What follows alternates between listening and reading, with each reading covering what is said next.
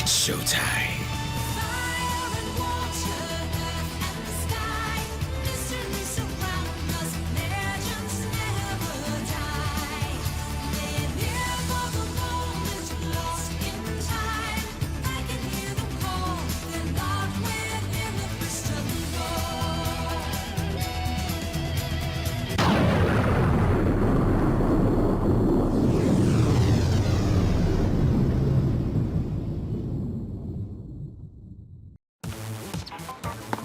Hey everybody, it's the D-Rock 100. Welcome back to more of Splatoon 2.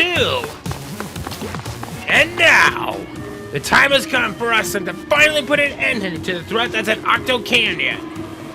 The bad guy's about to get spanked. But, before we go any further, allow me to tell you the tale. How the Squid Sisters almost fell from grace.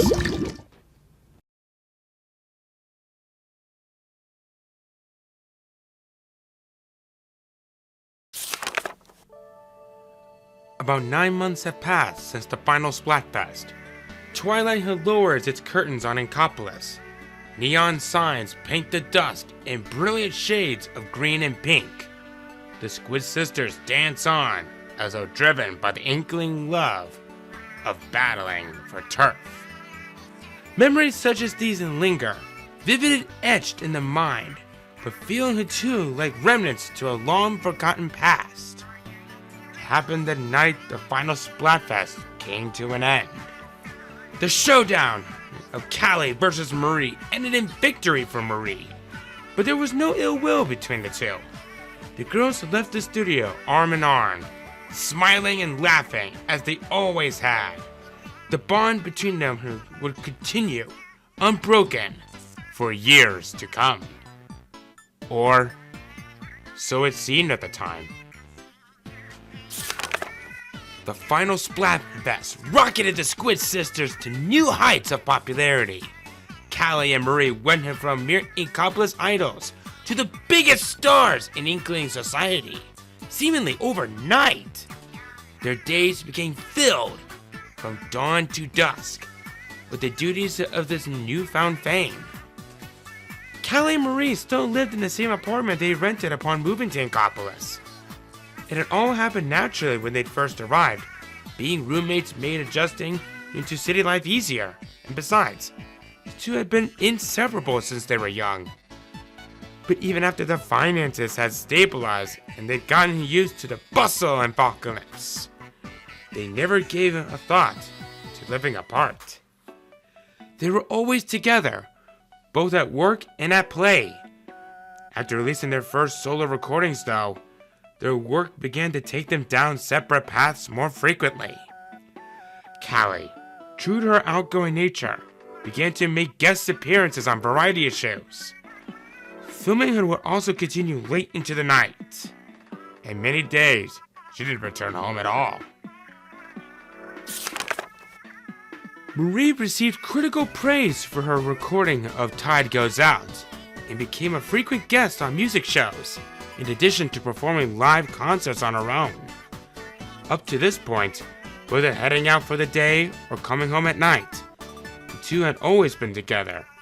Now, though, their different schedules had meant they didn't see each other as often, even on their days off. They spent more and more time apart, with each passing day.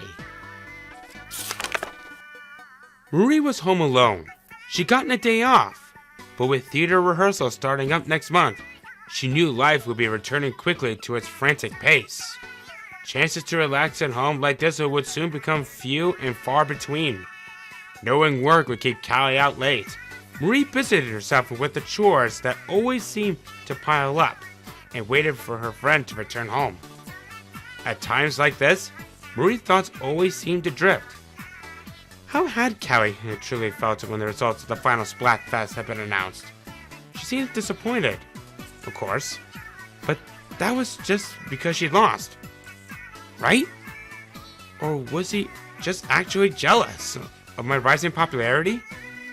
Could she still be holding it against me after all this time? Just listen to yourself, Marie. You're overthinking this. You know CALLIE would never feel that way. Maybe all this worrying has actually given you some sort of superior complex. Maybe winning that final Splatfest has made you fool of yourself. The very idea stung Marie with a twinge of self-loathing.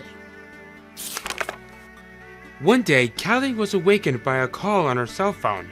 It was her manager. The recording session she had scheduled for the day had been delayed to accommodate a different performer. CALLIE found herself a bit thrown off by this unexpected break, but was determined to make the most of it. Looking around the apartment, she saw no sign of Marie, which was odd. She was sure Marie had the day off as well. It was just past 8 in the morning, too early for Marie to have gone shopping. CALLIE decided to get dressed and head out in search of her roommate. Now that she thought about it, Marie had seemed a bit down lately. Like there was something on her mind she couldn't stop thinking about. Maybe she's tired from working too hard. Or maybe something had happened to her upset her. But worrying about her all day won't fix anything, CALLIE thought. Work had barely given her time to breathe lately. She'd been feeling a bit lost at sea herself. She made up her mind to find Marie and invite her out for a day of much-needed relaxation. CALLIE found Marie at a cafe with crusty Sean. They were seated at a table chatting away. Perhaps it was because their hometowns were so close to one another that CALLIE and Marie both found Sean so easy to talk to. Marie had been a bit shy when they had first come to the city after all. CALLIE couldn't remember the last time she'd seen Marie talking so cheerfully with anyone beside her, and she didn't want to spoil their fun. She decided to head back to the apartment alone. CALLIE was making breakfast when Marie came home. Marie looked a bit surprised to see CALLIE up and about, but greeted her friend in stride. "Morning." "Morning." Same old Marie, thought CALLIE. While they ate, CALLIE invited Marie to go shopping, and she gladly accepted. How long had it been since they visited Arawana Mall together in their free time? They wandered past new stores and some of their old favorites, enjoying the leisure of window shopping. After checking out all the spots they were interested in, they worked up quite an appetite and stopped at a cafe for lunch. CALLIE ordered a burger, Marie a slice of pizza. At times like this, talk turned naturally to the work that they each had been doing lately. They swapped stories of workplace happenings and gossiped about their co-star.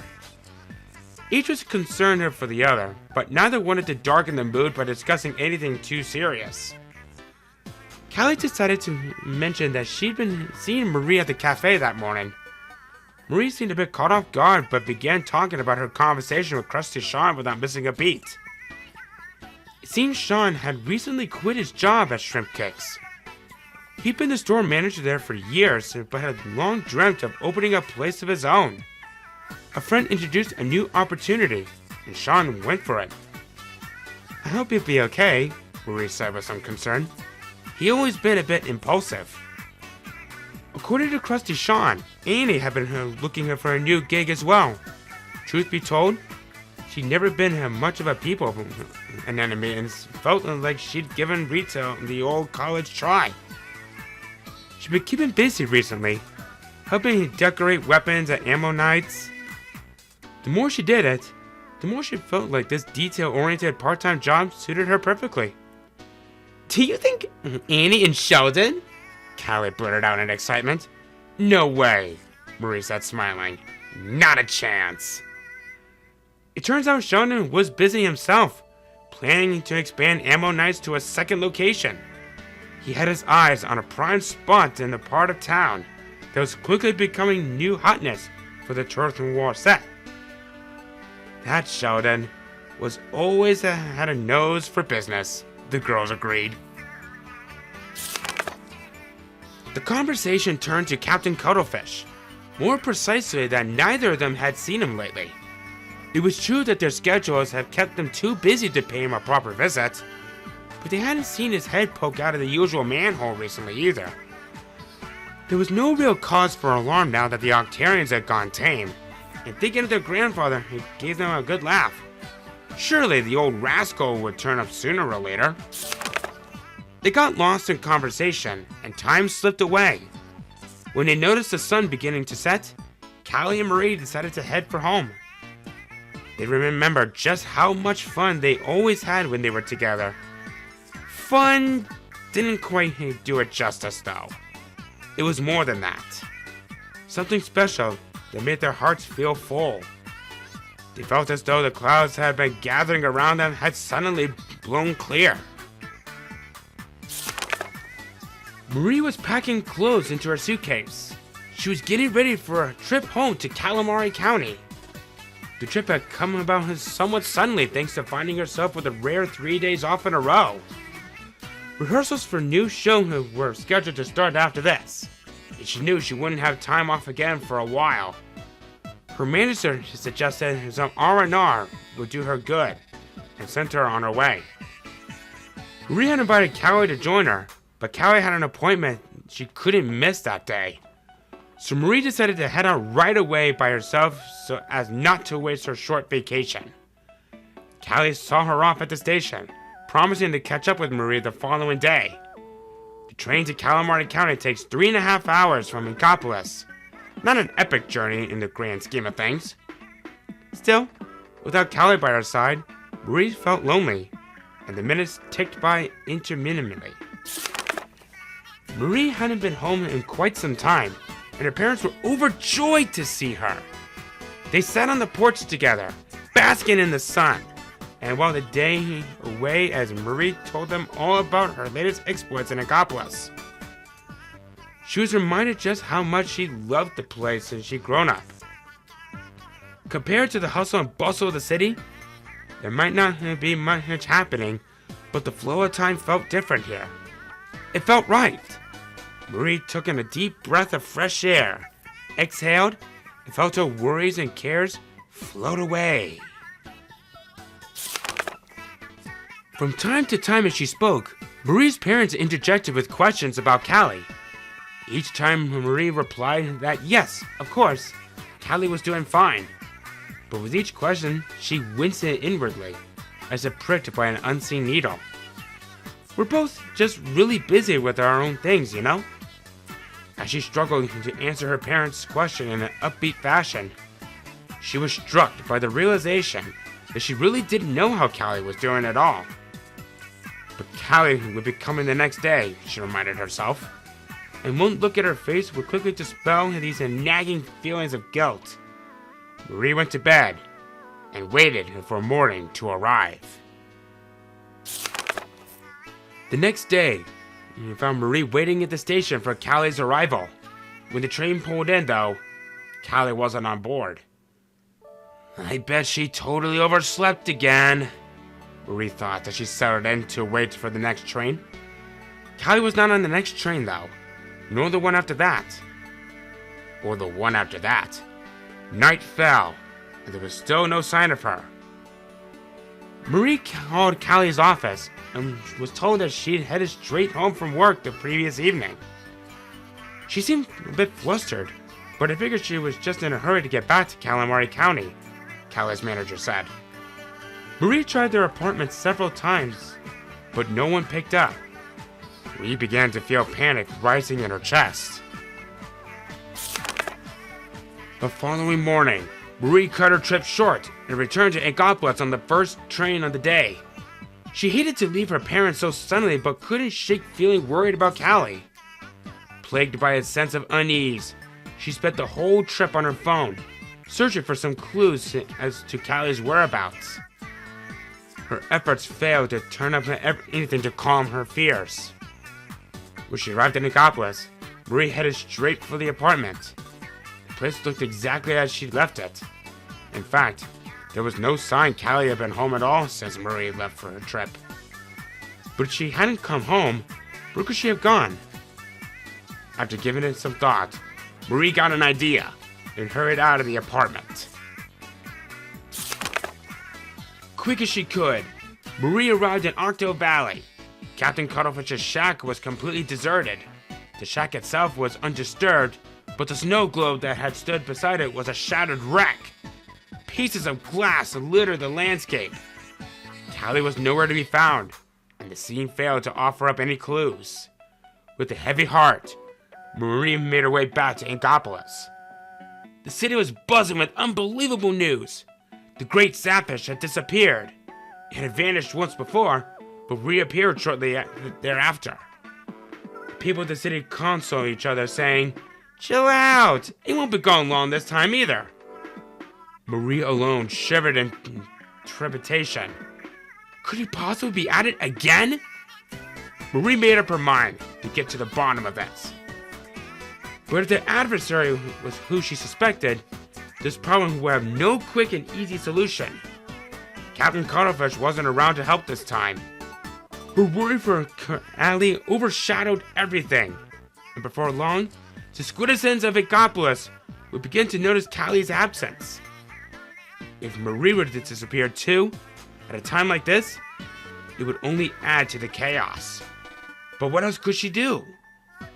There was no choice but to find help, and quickly. Just as Captain Cuttlefish had done before, she would need to enlist a brave recruit to help investigate the depths of the Octarian's underground base. Thanks to her fame, though, Marie stood out like a sore tentacle in Inkopolis. She had to keep the number of people who knew about her new Octarian threat to a minimum. Secrecy and discretion were, after all, of the utmost importance when it came to the operations of the Squidbeak Splatoon. Suddenly, the conversation she had with CALLIE at Arnold Mall came rushing back to her. Word on the street was that all the freshest Inklings were hanging out and battling for turf in a new part of town. Surely she could find someone there with a perfect blend of talent and bravery this darkening task required. Her mind made up, Marie set her sights on the new center of Squid Kid culture, Inkopolis Square. Oh boy! This actually kind of caught me off guard there for a moment. Well, we're gonna pretend like that never happened, and so... Whoop!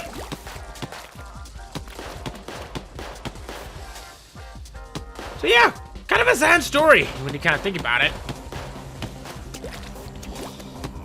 But now, what we haven't been told about this new threat is true. We must prepare ourselves for the ultimate fight. We have reached the end of the main single-player mode of this game, but not even close to the end of the game. And so, without further ado, Bomb Rush Blush, Tide goes out.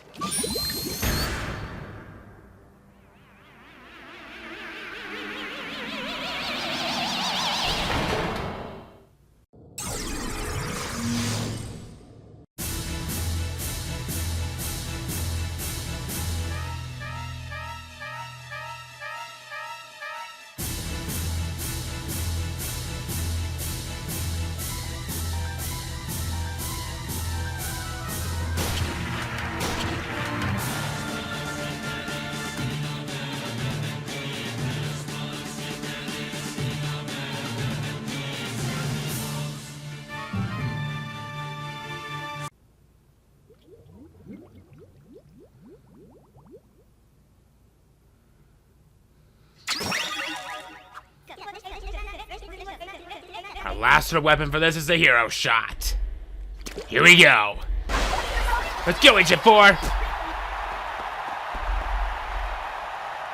Wait, is that CALLIE?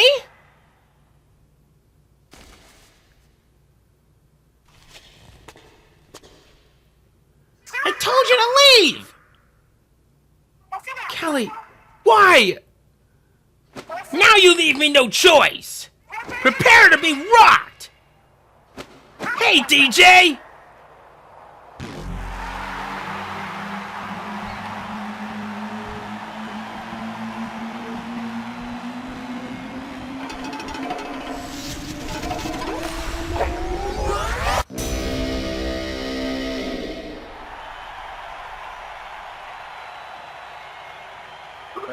Octavio in the house! I remixed Callie's brain. Time for our first song of the night! Bomb Rush Blush! Time to drop the beat down! Spin it, DJ! Fight! DJ Octavio! This fight is pretty much similar to how it was in the first game.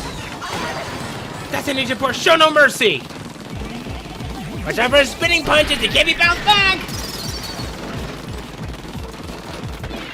Uh-oh. Bring it!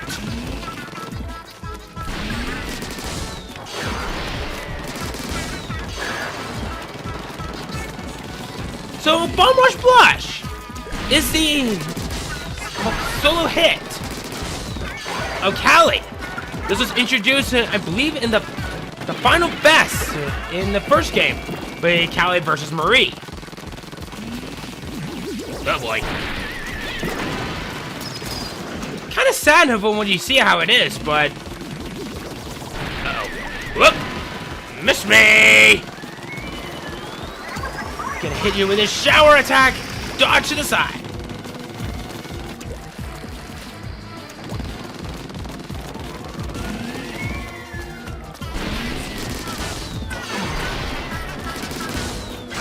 Octavia's exposed! Yeah!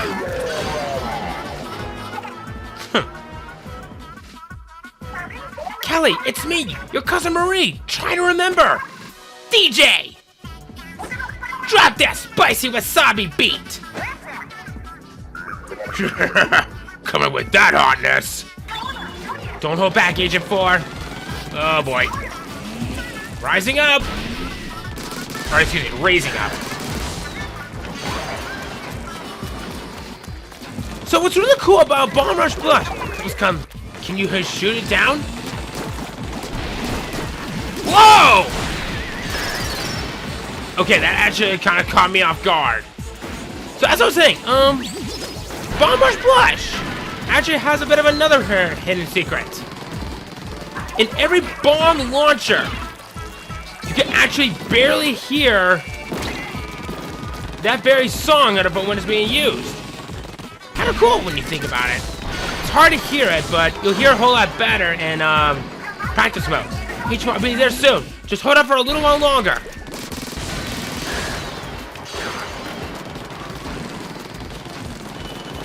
Uh-oh.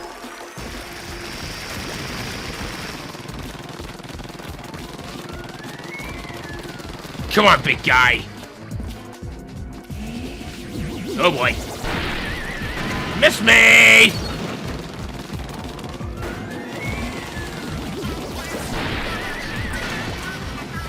Come on. Is that the best you can do?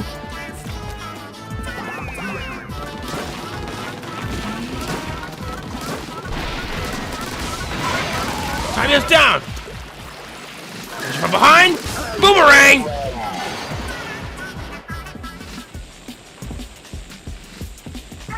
I'm here! Hold on! Yeah, sure, leave Sheldon out of this.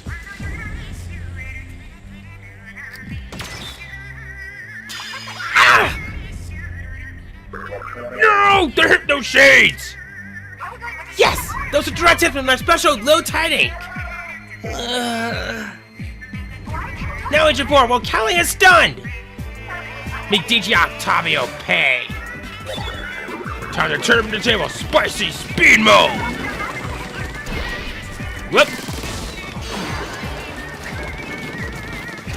So the song that you're now hearing is Marie's solo, Tide Goes Out. This is the song that you hear if you have chosen Team Marie in the final Splatfest in the first game. When you kind of think a little bit more about it, it's actually kind of a sad, emotional song. I don't fully know if it's true meaning, but whoa! Hey!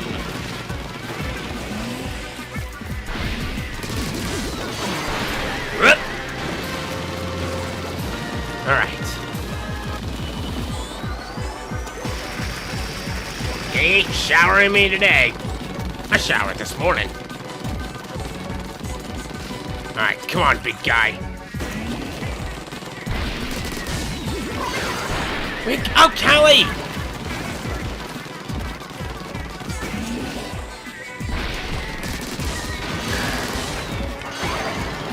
Almost got him. Maybe just a couple more hits should do it. Oh boy!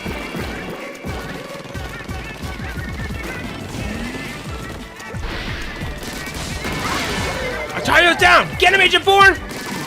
Boomerang! My head. Low-tide ink is working!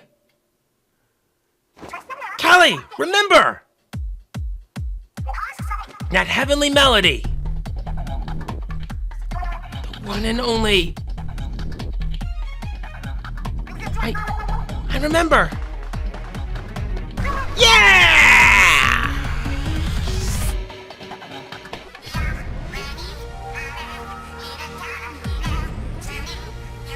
The Squid Sisters are back!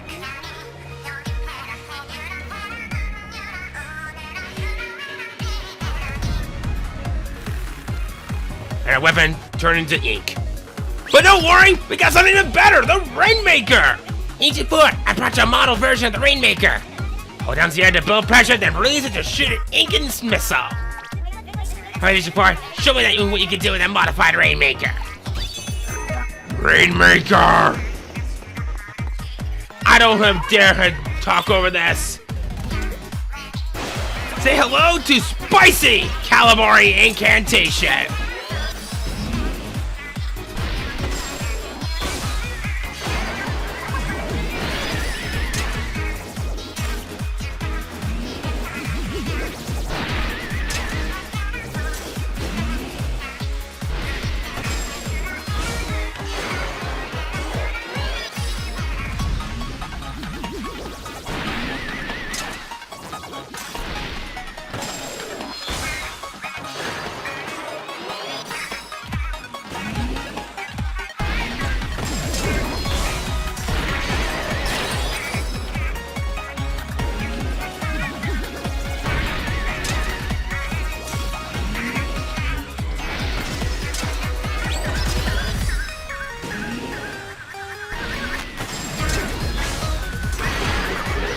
Resist the group any longer! Splat, you Squid Sisters!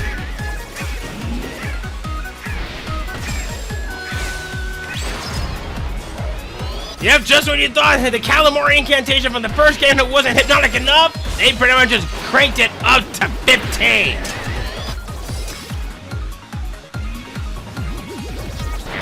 Whoop! We should do it! There it goes! Time we edit this. Agent 4, head for Octavio from the inner right rail.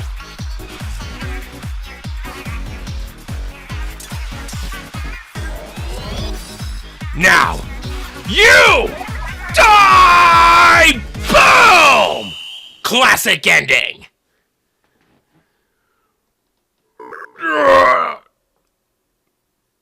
Not again. Crossfade to black.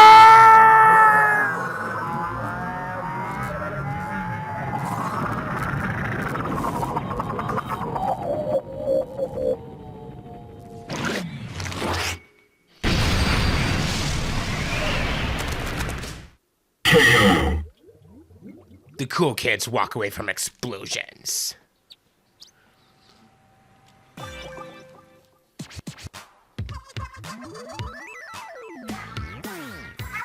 Y'all know what time it is? It's Off the Hook coming at you live from Inkopolis Square.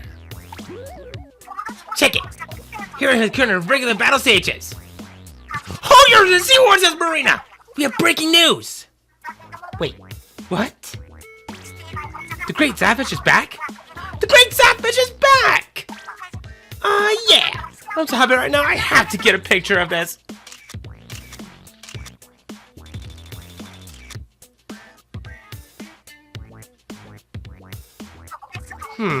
For some reason, I can remember it being bigger than that. Yeah, for real. Was it always that small? Anyway, in other news, here are the current regular battles. Wait! Shut up, Marina! We've got another breaking news alert. But I didn't see anything. Holy carp! Callie's been found! Are you guys seeing this? Now that's news! Callie's back? Hey! I didn't know if I'd ever see her again. We're glad you're back, Callie. Being the best is too easy without competition. Seriously, it takes two to make the one and only Squid Sisters. Yo, Marina, let's drop a new track to celebrate. Good idea, Pearl. I've got just a jam. This next song request comes from Freshly Fried Boy. It's the new hit single from the Squid Sisters, Fresh Start.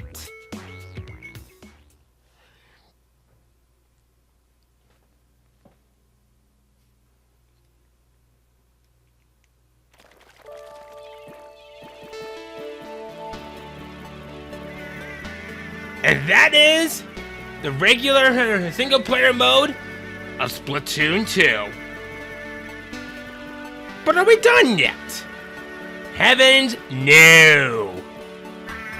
I'm willing to bet you that we're probably roughly halfway through this game. There is still plenty more to this game that has to offer. So, we'll kind of go ahead through this. I'll just chucking all the burst bombs that my sanity can handle. This is probably one of my favorite games from the Switch, and even to this day, it aged really nicely. It's a real shame that some of the things are no longer happening right now. Like, I tried getting into some Splat zones, but that's not happening. But I'm hoping to maybe get in one more Splat zone match before the LP is through, but not quite sure for what that kind of future is going to hold, but there's still plenty more content for this game to show. There's still plenty of weapons for me to talk about. But all I can truly say right now is you do not want to skip the credits on this. So, in true fashion, I'll leave you guys with Fresh Start.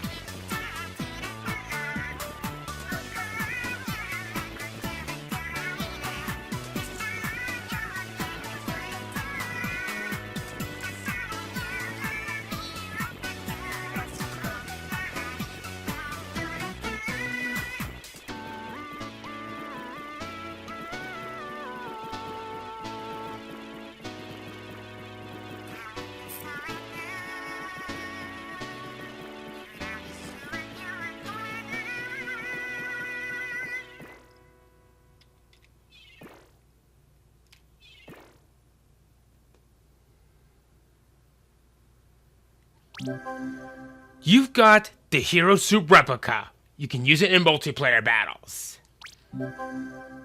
You can use the Ammo Knight's Enhancer Power to insert one to power up your weapon, so we didn't know that already. Oh, that's our last Sardinium!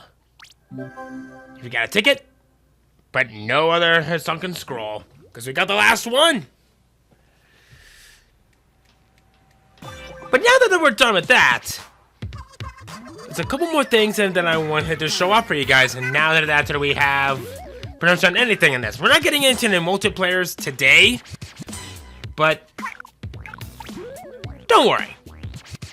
Now that we've finally gotten everything done in the regular single player mode,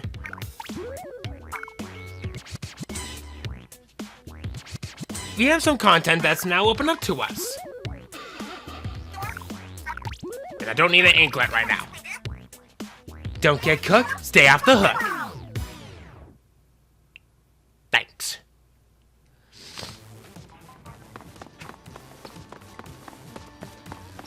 Alright.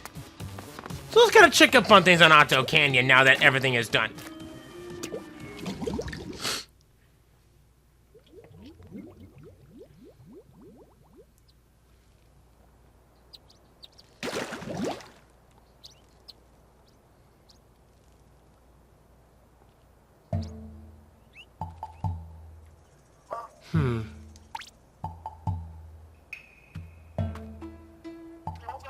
Ah, Agent 4. I've been waiting for you. Thanks to you, both the Great Zapfish and CALLIE are back, and peace has returned to Inkopolis. That being said, no one except us knows what truly happened, so don't expect to see them throw you a parade or anything. It's like they always say, the path of the hero is a lonely one. Yeah, right. Wait, they don't say that? But they say all sorts of things. Well, whatever. I was able to confine DJ Octavio in the snow globe. I'm keeping an eye on him to make sure he stays out of trouble. I'm gonna slow roast him until until the leader of the new Squid Splatoon comes back. Let me out of here! I'm starving! Love it. Anyway, you really impressed me. I can't thank you enough. Ah, you're wondering about that? I had Sheldon put that there. It allows you to listen to the latest single from the Squid Sisters, Fresh Start, anytime you want. Hope you like it. Stay fresh!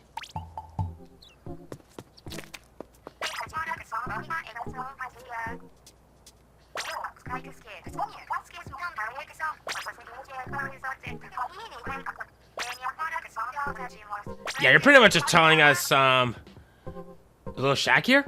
We call it Cuttlefish Cabin. Really? Sure. Oh. You're so sweet, I could just...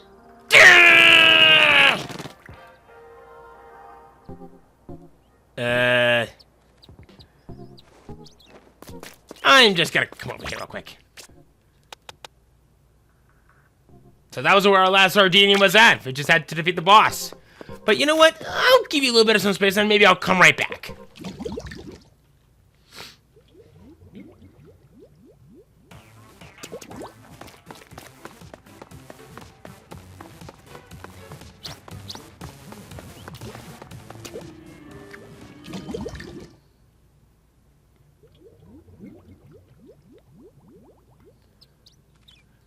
Okay, I'm back.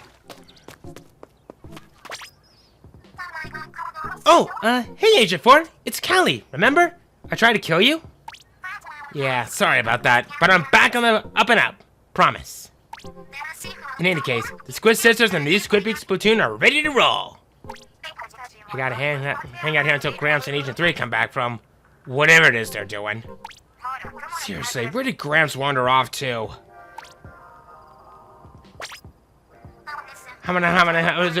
Zoom. Time for today's weapon fortune telling. Bam! Okay, I've got it. Today's recommended weapon is Splat Roller. Take that with a grain of salt, Agent 4. We're so busy with work these days, sometimes I just want to relax. It won't last forever. Once we get through this, I'll take you out here for a crusty sandwich. My treat. Yahoo! Want to buy me a special silver latte too? Don't push your luck. Don't you feel like Cuttlefish Cabin is due for a remodel? Yeah, we should totally install a waffle maker. I guess that might increase the property value. Okay, be real. Aren't octo stamps, like, ridiculously cute? You mean the way they stubby little tentacles stick out of their backs? Yeah, and the plat sound they can make when their flat little faces hit the ground.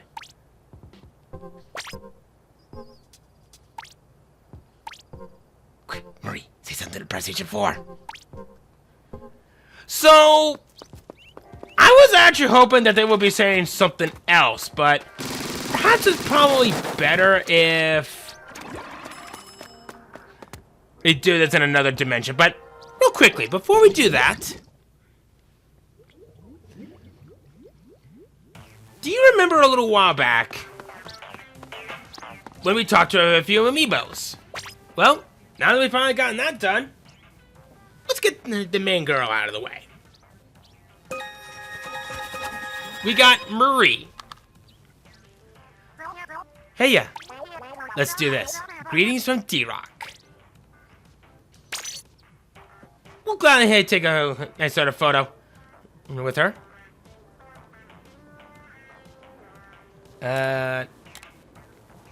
How about maybe...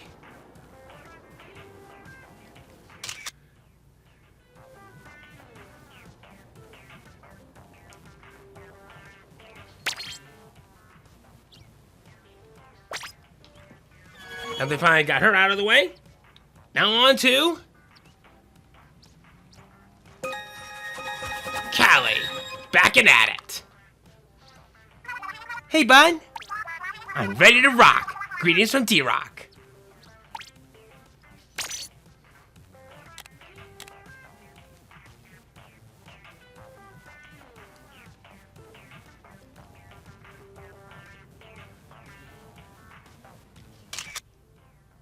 Might as well get those photos out of the way.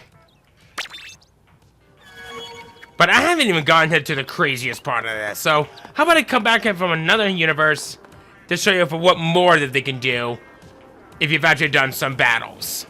See you in just a moment. Hey-yo! And now that we're back in this universe, and yes, I got everything unlocked, and yes, 9,999 power eggs. I think it kind of goes without saying.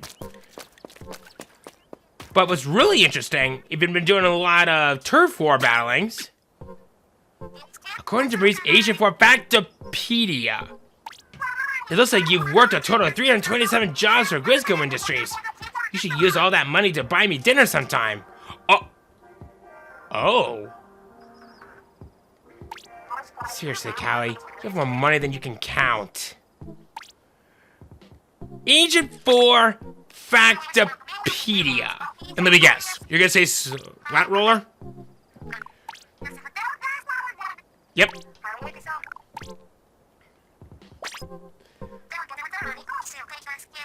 Is there anything here you're scared of? For me, it's ghosts. That reminds me, CALLIE, have you heard of the mystery of Mountain Nantai? I've heard a tiny pale shadow wriggles and writhes deep within the forest Mountain Nantai. If you listen closely to a quiet night, you can hear an ear-splitting scream and loud enough to shatter glass. Ah! You okay, Marie? Guys, I think Marie is our stalker. Yeah, look at this. Asia 4 Factopedia. She's been monitoring our movements behind closed doors. You see, you've been playing a lot of Splat sounds, too. So in your last 50 matches, you splatted opponents inside a Splat sound 64 times. Yeah! Best number hit for this particular kind of game series. And you've been splat out. Okay, that's funny. Strong work, Agent 4. Enemies in the zone are top priority. In the past 50 matches, you've been splatted 12 times with a full special gauge. Ugh. Use it or lose it, I always say. Don't you feel like Cuttlefish Cabinet? Oh yeah, we've seen this one already. When I first met Agent 4, the silly squid hadn't heard of the Squid Sisters. Wait, like, for reals? You must have been living under a rock, Agent 4. Throw rocks if you're wearing dumb glasses, Callie. You just heard about Off the Hook the other day. You play your fair share of Rainmaker, Agent 4. In the last 50 matches, you picked up the Rainmaker 114 times and you ticked the counter down by a total of 1,303. And you personally led your team to a knockout victory 7 times. Carrying the Rainmaker is a big responsibility. Don't let it go to your head. I had a lot of things go to my head. Man, wish I had a fresh pair of shades. Don't you freaking dare! And you? Where'd you get that wasabi at? Talk! I say talk! Talk or I will splat you into the next smithereens into the chaos world! Talk! Talk as I talk!